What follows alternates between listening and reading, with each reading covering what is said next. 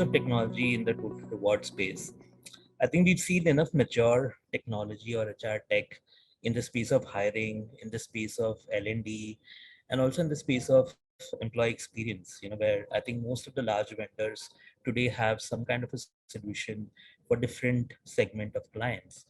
But to be fair, I think in total rewards, we still very much, and not to demean any organization, but very much manual and Excel driven. And Excel, obviously, there is a purpose and there's a flexibility which all of us are so used to and so happy about. But uh, you know just listening to the first part where we talked about the great resignation, there are issues at the hiring side, there are issues during increments where there's a limited budget, and there's only that much that you can do, or that much population that you can actually do something relevant, to coming to what you said about flex benefits and how do I introduce personalization in the area of rewards. All of you all are very innovative technology companies. What is your expectation around HR technology and especially total rewards, technology in the total reward space, which will make your life easier as you all start focusing on these strategic imperatives for your organization? I think we are in an era of customization. We have to move from a point of view of trying to customize rewards, and the statement in terms of that this is X is your salary, this you can allocate to benefits, this is how your base is structured, this is how your variable is structured. I think technology can play a huge part in that, drive all of this. I think one more thing that we look at is policies. I think a lot of our policies are driven down from just a pointers that these are the 12 points of the policy, you have to follow that. I think again we can look at it from a philosophy perspective, that okay, say if you have cards, this is my philosophy that I will have for, or say if you have travel, this is my philosophy around travel. And something like Netflix does, that you take interest as per the best interest of the company. So we can look at it from a philosophy aspect and then drive rewards and all of that, because that makes customization a little easier, and that will make us make products a little easier. Also, in terms of HR tech, we kind of push towards perfection. I think we diminish progress and just I want to achieve perfection, where we want the final product to be the best possible thing out there. I think we should prioritize progress over perfection. We will have to have 6 or 7 iterations before we get that final product in, which kind of again satisfies. And I think it's also about how do we give an employee the same experience as what our customers get, right? Today you look at an Uber or you look at an Ola, or you look at a Zomato or a Swiggy, everything is 3 clicks, right? Why are HR processes still so cumbersome? Nothing happens in 3 clicks, right? Varun, it's not just, manual. It's all about it's disjointed, right? Even today, I don't think there is a one total rewards tool that gives you access to all components, right? From your figs to your equity to your, even your benefits, right? And they are a big part of the overall portfolio. Yeah. When I go ahead and when I invest in an employee, I invest in each of these elements. But is there a tool today which kind of meets my needs? No. Probably some internal tool that I'm able to develop with my own tech team, but it's HR. You get step treatment because you're not the focus of automations, right? So while we try to do that, is definitely that space which is empty, which kind of combines all these elements together. And that's what we as an organization are trying to do, right? Create that total reward statement. So that you're aware of what is it that we are doing, because that gives a view of how we are thinking about our employees, right? It's not just comp. That's just one part of it. It's so many other items that are coming in, but there is not one technology that is helping us do that. Yeah. And to the second point being, how much of participation am I having from my business, right? In the absence of tools, and you rightly said Excels and macro enabled sheets, etc. Do I really have that capability to go and involve them in every decision making? Because it's at the end of the day margins, right? So they have to be involved in each and every aspect of my compensation decision making process. But do I have the capability today? No, I'm trying to establish that.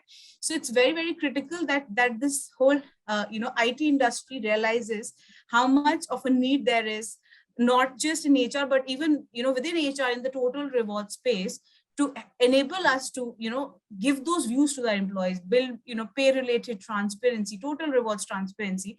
And in absence of technology, it becomes very difficult. It becomes very difficult to make people understand how an Excel works. How are you supposed to plug in your inputs? Where do you see a total reward statement? The future is now, frankly, right? When any of the technology partners are building a product, today, if they can really look at how can we include the gig economy as part of that one tool, where we can look at a full-time employee comp structuring and the way we budget for them versus what we are doing for short-term assignment people. Is there an offering for them? What is it that we're doing for interns, because they will be my future employees? This has always been the case, Varun, but now it's come to the forefront. It's no more just, an intern is not just an intern anymore who's just going to come and go. And no, actually, probably it's my pipeline. That's my talent pipeline. Yeah. My short-term assignments, those are the guys probably I'll depend more on. Probably they are more cost effective for me tomorrow. So how do I make sure that the technology product offers me this whole arena to play seamlessly, not just what we've been doing anyways, but right? I know there are products that provide me various modules in that single product, be it from your regular compensation to benefits to long-term incentives, variable pay, sales incentives. Yet, this is the one thing that I think that would really differentiate a technology partner for me, for our organization, maybe for many other organizations.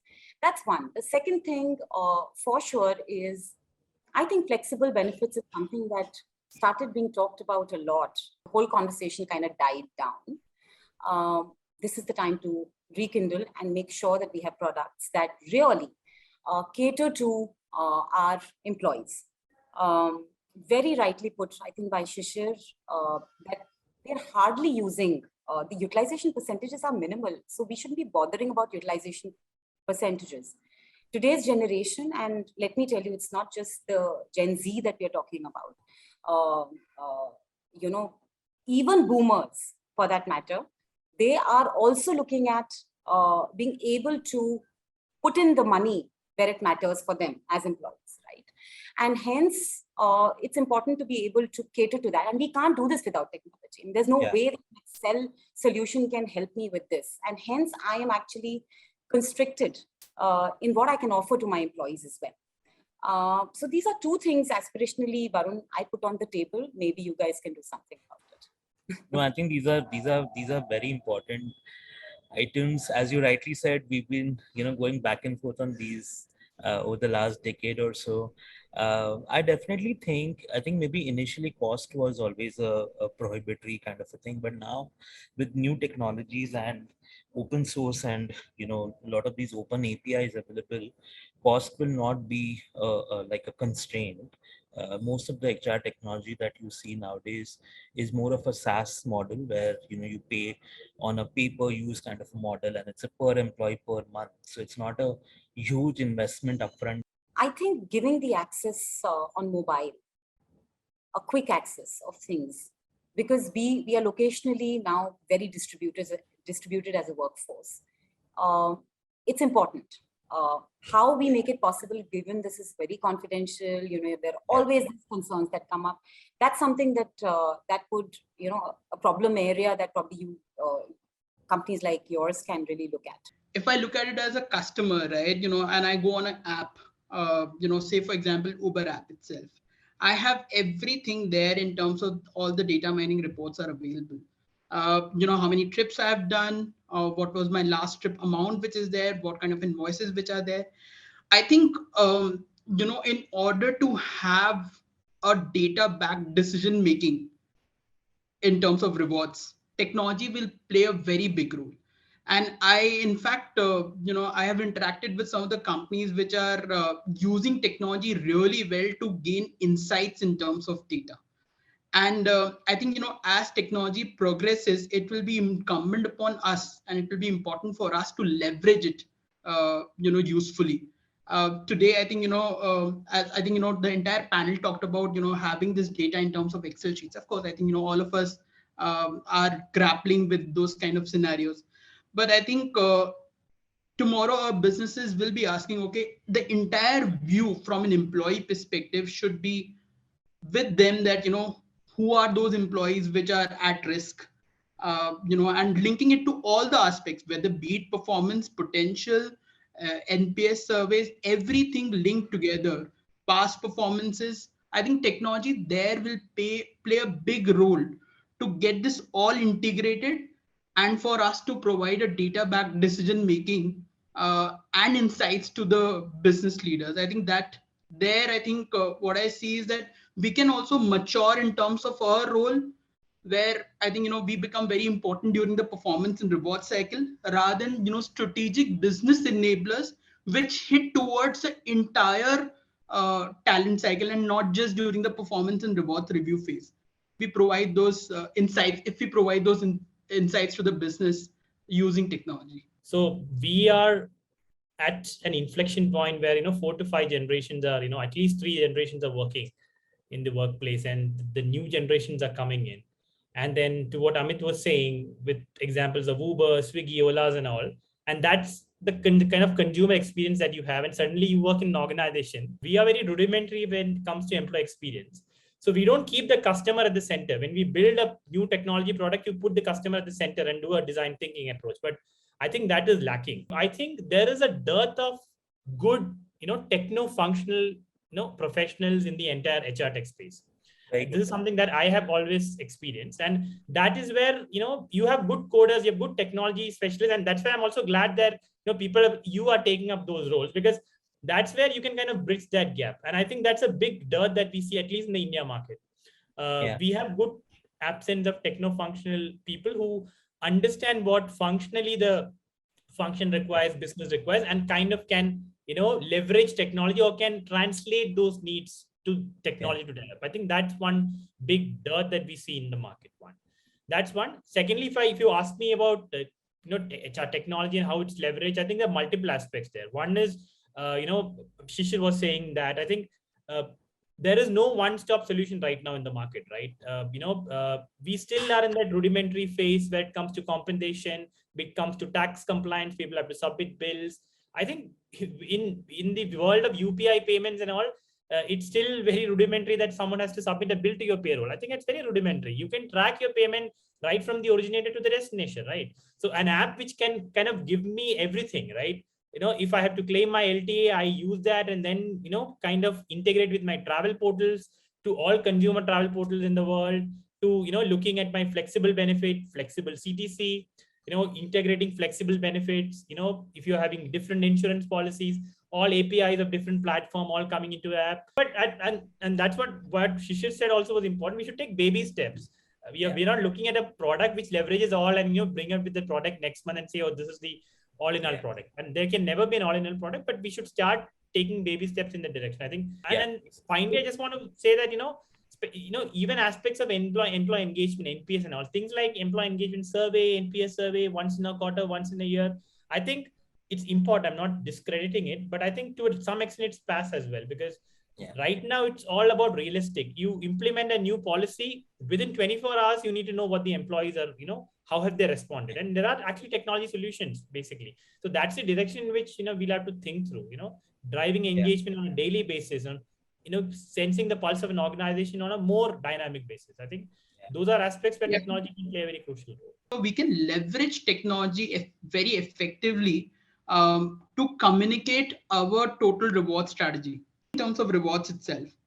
You bring in all the aspects of your base compensation, your ESOPs, what is the kind of variable payments which has been received. So I think I really think that there's a lot more engagement through using technology which we can build for our employees.